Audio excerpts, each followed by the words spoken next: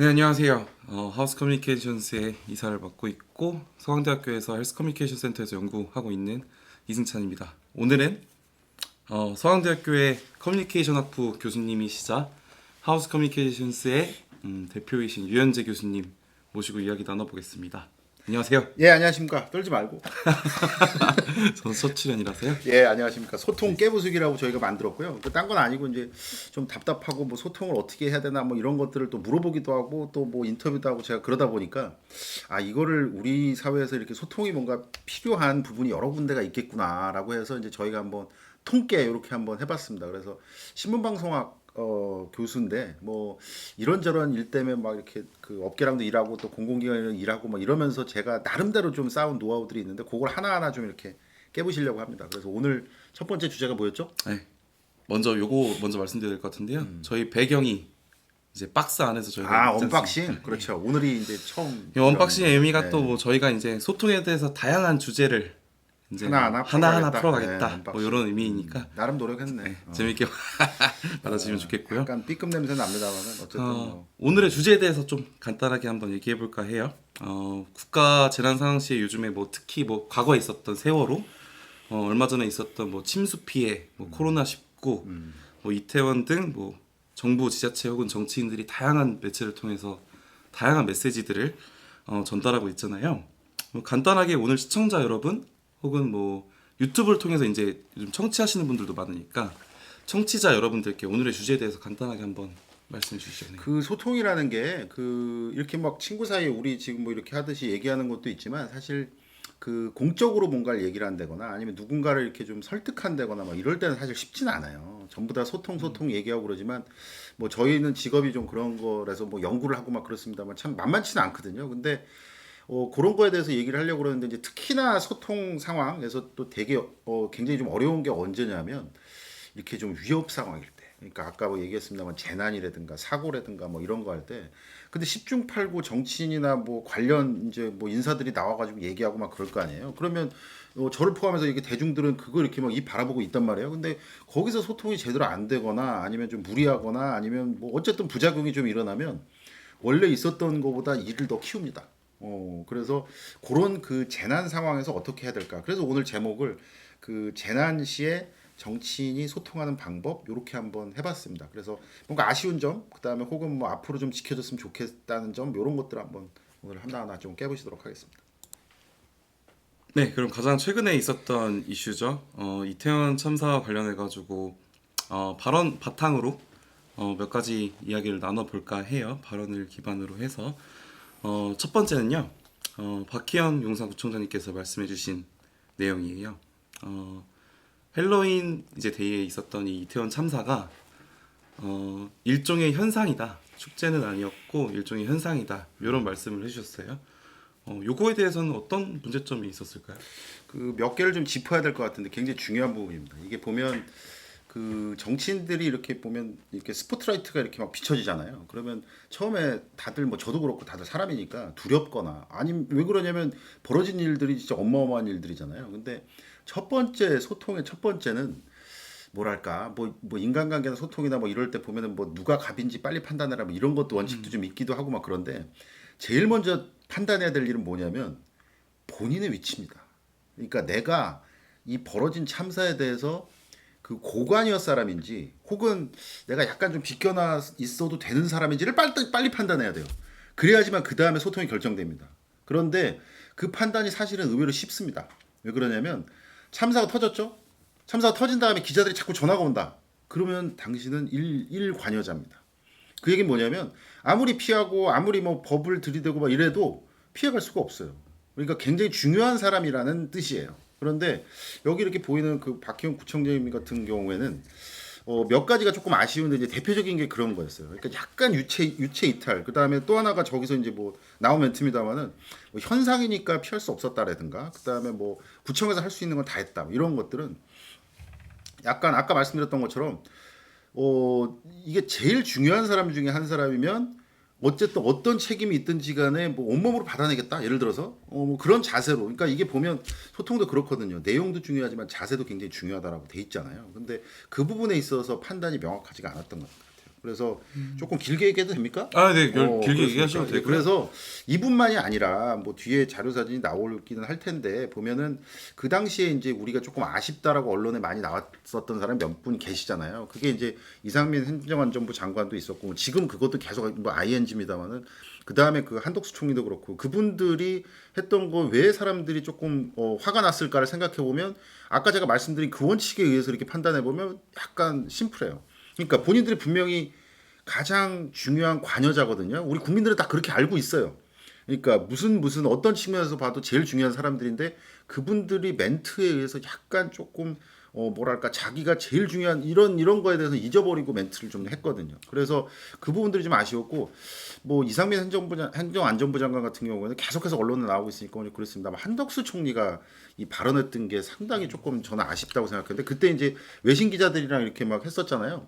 근데 그 전부 다 이렇게 영상 녹화된 걸 보면은 이분이 자기가 최고 중요한 사람이라는 걸 인지하고 있나라는 걸 의심하게 만들어요. 그 대표적인 게 뭐냐면 그 농담했을 때, 그렇죠? 네. 그건 언론에 많이 나왔으니까 뭐 그냥 넘어가겠습니다. 또 하나가 뭐냐면 외국 그 서방권 기자겠죠? 미국 기자. 이 농담했는데 이제 뭐 그 어느 정도 막 이렇게 혼자 파느냐 뭐 이런 얘기를 하는 와중에 그 총리가 뭐라 그러냐면 마치 양키스와 보스턴 레드삭스 게임과 관련된 이런 얘기들을 해요. 근데 그게 이제 나름대로는 뭐 본인도 뭐 미국에서 공부하시고 그다음에 뭐 또 서방 기자고 그러니까 그 얘기를 하면은 뭔가 이렇게 분위기가 좋아. 아니 당사자는 농담할 수 없습니다. 여러분들 상가집 가보세요. 그러니까 당사자는 농담을 할래야 할 힘도 없고 여력도 없고 그럴 여유도 안 되고요. 그럴 수가 없어요. 그런데 약간 비껴나 있었다라는 거예요. 그러니까 그런 것들이 약간 뭐랄까 자기 마음을 들키게 돼요. 자기 마음을 들키게 되면 소통은 끝입니다. 아까 말씀드렸던 박희영 구청장도 그렇고 그 장관님도 그렇고 그다음에 이 총리님도 그렇고 자기 속으로 어떻게 생각했는지는 우리가 뭐 알 수도 없고 어쩌면 알 바도 아니고 막 그런데 그 마음이 쓱 드러나는 순간 대중은 아 이거 우리 편 아닌가? 이거 어떻게 하려고 그러지? 이런 실망은 굉장히 크거든요. 그러니까 그게 뭐 한마디로 말하면 약간의 소통 감수성 이런 것들이 떨어지는 어떤 얘기 뭐 사례였다라고 볼 수가 있는 거죠. 제가 궁금했던 거는 예. 커뮤니케이션 학에서 이제 그 시기도 되게 중요하잖아요. 어마어마하죠. 시기도 중요한데 박희영 용산구청장님께서도 뭐 사태 파악하느라 좀 늦게 나오셨을 수도 있지만 초기 대응에 대해서 뭐 미흡했다라는 평가도 있어요. 이 시기와 관련해서 이제 좀 한번 얘기를 좀 해주셨으면 좋겠어요. 맞아요. 그러니까 이것도 그 사람이 완벽할 수가 없잖아요. 그래서 이분 이제 보시면 뭐 그 전날 어디 갔다 왔고 이런 네. 것들이 요즘 여러분들 아시겠지만 숨긴다고 숨겨지는 게 아니에요. 그런데 지금 또 아쉬운 게 이제 뭐 그 언론에서 계속 이렇게 뭐 얘기를 하다 보니까 그것도 진짜가 아니었고 상황실도 진짜 있었냐 막 이런 얘기들 하고 막 그렇거든요. 그러니까 이게 시기와 관련된 걸 잘못 판단한다는 얘기는 뭐냐면 내가 뭔가를 숨길 수도 있다라는 판단이에요. 근데 절대 그런 일은 없습니다. 지금. 이게 참 쉽지 않은데 여러분들 기억나시는지 모르겠습니다만은 그 메르스 때 그때 당시에 보건복지부 장관한테 기자들이 질문을 해서 그 이제 그 감염된 분들이 어느 병원을 거쳐갔는지 그걸 말씀해 주실 수 있습니까라고 물어봤더니 그때 복지부 장관이 뭐라 그랬는지 기억나시는지 모르겠지만 밝혀드릴 수 없습니다 그랬어요. 그 얘기는 뭐냐면 알고 있는데 뭐 내줄 수는 없다 이렇게 얘기한 거예요. 근데 어떻게 됐습니까? 그 이후에 얼마 시간 되지도 않아가지고 그 동선 다 올라갔어요. 이게 우리가 그런 민족입니다. 그러니까 이게 뭔가를 이렇게 약간 숨기거나 나중에 뭔가 얘기 걸리면 얘기하겠거나 막 이런 마음을 정말 요만큼이라도 가졌다면 그건 정말 잘못된 거예요. 그리고 사과를 하는 방법이 여러 가지가 있는데 뭐 솔직하게 하라 막 이런 것들 다 교과서에 있습니다만 또 하나가 아까 말씀하신 그 타이멀리 즉시 그냥 그러니까 이게 칭의가 있잖아요. 어떤 일에 대해서 이걸 조금 나중에 얘기해도 될 게 있고 이건 그냥 바로 느끼자마자 바로 얘기해야 되는 게 있어요. 바로 그리고 대중은 합리적이라서요. 그렇게 사과하고 내 자세를 보여주는 순간 그 사람한테 무한 책임 묻거나 그러지 않습니다. 대중은 의외로 상식적입니다. 그러니까 그런 부분에 있어서 굉장히 좀 뭐 나쁜 의미로서 시사점을 준 분이 아니었나라는 생각이 좀 드네요. 다음은 이상민 행정안전부 장관께서 말씀하셨던 발언인데 이건 제가 한번 읽어봐야 될 것 같아요. 국민 안전을 책임지는 주무부처의 장관으로서 이 자리를 빌려 국민 여러분께 심심한 사과를 말씀드립니다. 대부분의 국민들이 이 심심한 사과라는 단어에서 좀 분노 혹은 허탈감 같은 거 느끼셨을 것 같아요. 이 발언에 대해서 진짜 심심해. 아 왜 심심한 게 뭐 그 이제 뭐 사실은 그 장관과 관련된 발언에 대해서는 언론에 너무 많이 나와서 여기서 또 계속 얘기하는 거죠. 그렇고 안 나온 얘기를 좀 이렇게 해보면 저는 저 그 심심 그다음에 사과 뭐 아무튼 뭐 유감 이런 말들에 대해서 좀 말씀을 좀 드리려고 하는데요.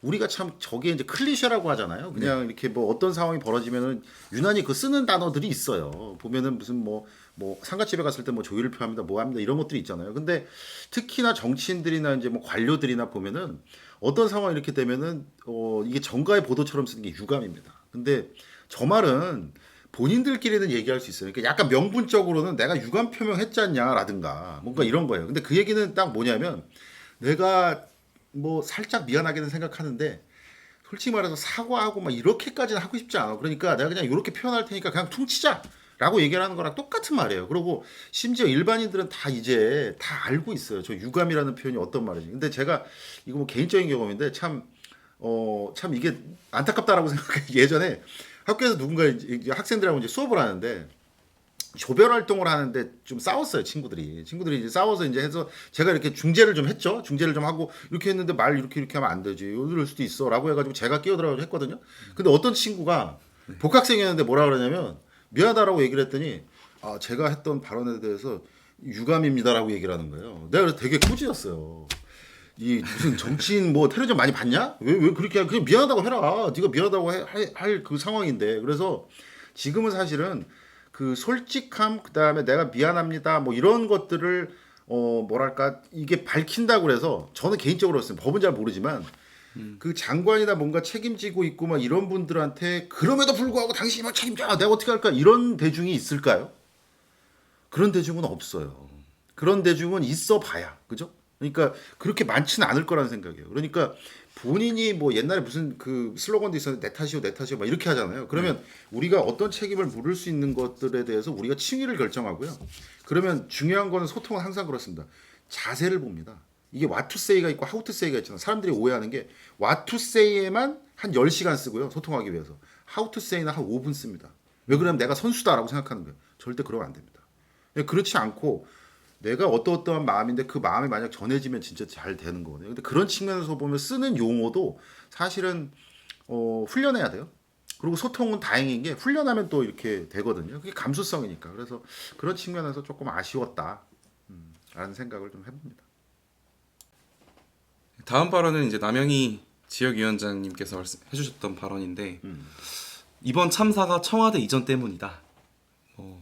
구체적으로 들어가면 더더욱 많겠지만 요 발언이 좀 문제가 됐던 것 같아요. 저는 정치인들이 그건 알아줬으면 좋겠어요. 그러니까 정치인들의 대부분은 그분들의 업이 명분이잖아요. 그러니까 명분이나 신념을 갖고 있는 분들은 아마 여의도에 굉장히 많을 거예요. 그래서 근데 명분이나 신념으로 소통 안 됩니다. 그리고 지금 우리나라 상황에서는 사실 뭐 그 일주일에 여론조사 몇 번씩 나오고 막 이렇잖아요. 근데 그 얘기는 뭐냐면 그 우리가 47대 48 막 이렇게 하고 또 중간에 있었던 분들이 막 있잖아요. 근데 사실 그분들의 마음을 잡지 못하면 이게 그 뭐랄까 뭐 국정 운영이나 이런 거 다 힘들어지잖아요. 근데 이분들의 마음과 관련돼서 조금 생각을 하는 게 굉장히 중요한 소통이라는 생각이 듭니다. 근데 그런 측면에서 보면 뭐 어떤 신념인지는 알겠고 어떤 명분인지 아는데 신념과 명분이 있는데 요령이 없다. 이렇고 요령이 없고 전략이 없다. 이러면 소통이 안 됩니다. 그래서 그 이분 발언을 듣고 내가 조금 아쉬웠던 건 뭐냐면 어떤 의미인지는 알겠고 그다음에 어떻게 비난하고 싶은지도 알겠어요. 그렇죠? 그러니까 뭐 얼마나 지금 첨예한 뭐 이런 상황인지는 우리가 다 알고 있잖아요. 근데 그럼에도 불구하고 일반인들 시각에서 보면 죽음을 놓고 뭔가를 이용한다는 느낌이 들잖아요. 그러면 아무리 내가 응원을 하는 정당이라도 응원하기 힘듭니다. 그리고 이 발언이 굉장히 뭐 일파만파 돼가지고 언론에 많이 보도됐거든요. 그런데 언론 보도만 보지 말고 죄송한데 정치인분들 댓글 봐보세요. 그 댓글에 뭐라고 써있냐면 이러니까 내가 뭐 여당이 좀 마음에 안 들어도 민주당을 응원하기 어렵다라는 댓글도 분명히 있었어요. 그러니까 그 얘기는 뭐냐면 굉장히 상식적이에요. 내가 이쪽이든 저쪽이든 그건 알겠는데 그것과는 다른 문제인 거예요. 여러분들 그 뭐랄까 소통에 있어서 가장 중요한 거 제가 뭐 학교에서도 뭐 강조하고 막 그런 게 인문학이라고 얘기를 하는데 인문학이 뭐냐면 사람 이해하는 거잖아요. 근데 사람 이해하는 거 의외로 쉬워요. 왜 그러냐면 그냥 민지 엄마, 세호 아빠 생각하면 돼요. 그냥 일반적인 사람들 생각해 보면 인지상정, 역지사지 이거 두 개예요, 사실은. 근데 그게 안 되면 지금처럼 아까 말씀드렸던 것처럼 신념이나 명분이 앞세우면 이런 말들이 툭툭 튀어나오는 거예요. 그러면은 계속해서 아까 말씀드렸던 것처럼 그 굉장히 그 넓은 중간에 그 지대에 있는 분들은 실망하죠. 그렇잖아요. 그러니까 그런 상황에서 좀 이것저것 그래서 저는 좀 그 제언 드리고 싶은 건 뭐냐면 여러분들 조금 긴데 괜찮습니까? 네, 괜찮습니다. 얘기해 주시죠. 자, 이게 소통 깨기라고 했으니까 좀 깨는 말 한번 들으면 정당에도 여러분들 CCO라는 거 있습니다. CCO. CCO가 뭐냐면 Chief Communication Officer 그래가지고 소통 담당 임원 뭐 이렇게 돼가지고 각 기업에는 웬만한 기업에 다 있어요. 그러니까 잘 나가는 기업에. 근데 저희도 정당에는 둬야겠네요, 그렇죠. 우리도 뭐 이제 좀 나중에 좀 커지면 뭐 하겠습니다만은 이게 CCO가 보면 그 정당 예를 들어서 그 그룹에서 혹은 뭐 그 그룹 집단에서 나가는 모든 메시지를 나쁘게 말하면 통제한 거고 아니면 그거를 약간 마사지하게 됩니다. 근데 그 부분에 있어서 굉장히 중요한데 이 기능이 조금 없는 것 같아요. 그러니까 특히나 우리나라 정당 같은 경우는 물론 뭐 타이틀도 뭐 이렇게 있겠죠. 근데 그 타이틀에 있는 어떤 그런 정확한 뭐랄까 역량이나 아니면 기능을 하고 있는지에 대해서는 스스로 한번 물어봐야 돼요. 그러니까 이게 너무나 거대한 조직이잖아요. 거대한 조직인데 여기서 사실은 막 이렇게 사고치고 이런 것들만 제대로 진짜 일반 기업의 그룹처럼 이렇게 뭐랄까 잘 어떤 그 조율이 되면 사실 그 이렇게 막 그 뭐랄까 그 터지지 않아야 될 문제들이 막 터지거든요. 근데 그 대중은 그럴 때 뭐 진짜 10개 잘하다가 한 개 실망하면 그냥 하잖아요. 그러니까 그 부분이 조금 아쉬워요. 그래서 장기적으로는 그 미국에서 아마 스핀 닥터 뭐 이렇게 또 얘기하고 막 그러거든요. 근데 그 부분 굉장히 중요합니다. 이게 뭐 약간 심리적 게임이잖아요, 결국은. 그래서 그 부분에 있어서 좀 신경 쓰는 어떤 그런 직역을 좀 선수를 좀 배치를 하시라는 말씀을 드립니다. 네, 다음으로는 살펴보지 않을 수 없는데요. 이제 윤석열 대통령님께서 해주셨던 발언에 대해서 좀 얘기해 볼까 합니다. 뭐 언론에 대해서 언론에 참 많이 나와가지고 뭐 특별한 게 있겠습니까만 근데 그 소통과 관련돼서 조금 말씀드리고 싶은 게 하나 정도는 있는데요. 아무튼 뭐 그런 식으로 받아들여 주면 어떨까 싶습니다. 이게 보면 그 대통령이라는 자리는 뭐 제가 뭐 다 알지는 못합니다만은 약간 그 국민들의 뭐랄까 모든 걸 다 이렇게 영어로 하면은 테이크 케어 해주는 거잖아요. 그러니까 이게 심리적인 것도 좀 보듬어 줘야 되고요. 그다음에 법적으로 진짜 잘못됐으면 그것도 짚어줘야 되고, 그다음에 처벌할 사람이 있으면 그것도 명확하게 해주셔야 되고, 어쨌든 굉장히 뭐랄까 굉장히 중요한 코디네이터 역할을 한다라고 생각할 수도 있을 것 같아요. 근데 예를 들어서 이게 임무가 이렇게 다양하기도 하고 그래서 참 당혹하긴 할 텐데 어떤 특정한 작은 거 이게 뭐 이게 영상도 공개되고 막 그랬습니다만 여기 이제 그 멘트에도 보시면 책임 있는 사람에 대해서 엄정히 그 책임을 묻도록 하게 당연히 굉장히 중요한데 저거는 약간 부분이라는 거죠. 그래서 법적으로 뭔가 잘못해서 지금 뭐 그 특별수사본부에서 뭐 압수수색 들어가고 굉장히 다양한 그 과정이 있잖아요. 그러니까 그런 것들은 플레이어들이 하는 거예요. 플레이어들이 하는 건데 물론 굉장히 중요합니다만은 마치 대통령이 특정한 사안 그리고 특정한 어떤 그룹에 대해서 내가 플레이어가 돼서 내가 어떻게 해서 끝장을 낼까 이렇게 생각이 드는 순간 그러면 우리가 대통령에 대해서 뭔가 기대하는 어떤 그런 것들이 있잖아요. 심리적인 어떤 뭐 어떤 그런 뭐랄까 편안함이라든가 아무튼 이런 것들을 요구할 수밖에 없거든요. 근데 이거를 비유를 한번 이렇게 들어보고 싶어요. 만약에 큰 식당에 갔다고 칩시다. 그러면은 어떤 일들이 이렇게 벌어졌어요. 그러면 내가 먹고 있었던 어떤 이런 거에 대해서 조치를 취하고 막 이런 것들은 스태프들이 하겠죠. 당연히 와가지고 이건 보상을 어떻게 하겠습니까? 이건 이런 거 같네요. 그 다음에 만약에 뭐 법으로 하시려면 이런 게 좋은 것 같습니다.라고 해가지고 약간의 언쟁도 있고 막 그렇겠죠. 그러면 사실 대통령은 여기 이렇게 대통령이라고 해도 주인이 그러니까 뭔가 답답하면 사람들은 뭐라 그래요? 주인 나와 이렇게 얘기하잖아요. 그러면 뭐 주인이고 이건 아닙니다만은 가장 어쨌든 책임이 있을 분은 여기 계시고 그 다음에 내가 답답한 거 이렇게 다 얘기하면 스태프들이 좀 다 이렇게 얘기하고 해결하고 그런 다음에 마지막에는 큰 빅픽처로 봐서 우리를 약간 좀 안심도 시키고 이런 일들이 정확하게 뭔가 이렇게 빠짐없이 하도록 하겠습니다라고 해서 약간 일반론적인 것도 얘기하고 그러면 우리한테 좀 안심이 들거든요. 근데 그런 역할들보다는 약간 세부적인 거 어떤 그런 것들을 챙기는 약간 야전사령관 같은 느낌이 좀 든다. 그러면 우리가 기존에 막 오랫동안 생각했던 그런 대통령에 대한 어떤 그 이미지 위상, 우리가 바라는 어떤 지향점 이런 것들이랑은 약간 괴리가 있게 되죠. 그러니까 그런 부분에 있어서는 약간 좀 아쉽지 않을까라는 생각을 좀 하게 됩니다. 네, 오늘 교수님의 고견 진심으로 감사드립니다. 오늘 제가 처음이라 많이 미숙했죠, 선생님? 아닙니다. 우리 뭐 어쨌든 그 소통과 관련돼서 뭐 이런저런 얘기를 하고 싶다는 어떤 그런 욕망, 이런 것들을 아무튼 좀 알아주셨을 거라고 생각하고 다음부터는 막 이렇게 막 소개하고 막 그런데 그거 너무 길어 그러지 않았니? 그래서 제 생각에 그냥 뭐 서로 프로라고 부르는 것도 좋을 것 같아요. 뭐 2%. 2%? 제가 2%. 2시니까 근데, 2% 할까요? 근데 그 유튜브에 또 3%가 있잖아요. 그거 뭐 이렇게 오마주하거나 따라하거나 그건 아니고 그냥 우리는 저희가 2%가 2%가 부족해가지고. 그런 그냥 의미에서 서로 뭐 2%, 6% 이렇게 부르는 걸로 하겠습니다. 네. 아무튼 오늘 좀 뭐 처음에 출발을 했는데 저희도 이렇게 좀 바로 옮겨가지고 뭐 이렇게 합니다만은 그 다음부터는 이렇게 뭐 소통 깨기라고 하지만 좀 좋은 소통에 대해서 얘기할 수 있는 어떤 그런 기회도 좀 있었으면 네, 오늘 얘기 좋겠다. 들어보면서 좀 무겁죠 사실. 좀 뭔가 되게 차갑다? 이런 그쵸. 느낌을 많이 받았어요. 예, 그래서 소통은 사실 따뜻해지려고 하는 건데 그럼요. 너무 차갑기만 한 뭔가 요즘 사회에 살고 있지 않나? 이런 생각도 하면서요. 오늘 영상은 여기까지로 하고요. 다음번에는 유프로님 뵈시고 그러게요. 예, 한번 우리 다시 이제 찾아뵙겠습니다. 따뜻한 이야기로 한번 또 뵐 날이 있으면 좋겠네요. 예, 그런 사회를 희망하면서 저희들도 또 소통 깨기 열심히 또 준비해서 또 다음에 또 찾아뵙도록 하겠습니다. 네, 데킬라 고맙습니다. 한잔 하시죠, 선생님. 아, 그럴까요? 이 커피인데. 예, 고맙습니다. 고맙습니다.